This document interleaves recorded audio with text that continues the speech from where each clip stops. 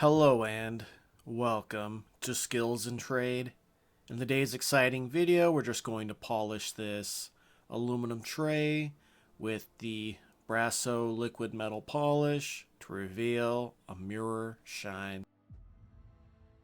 So what we're going to do is take some of this liquid metal polish and place it on our Scott Blue shop towel.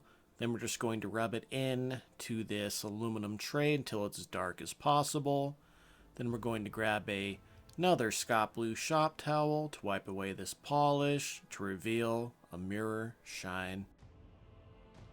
Brasso Liquid Metal Polish works really well on aluminum, helping cut through oxidation and surface buildup while restoring a brighter, cleaner, more reflective finish.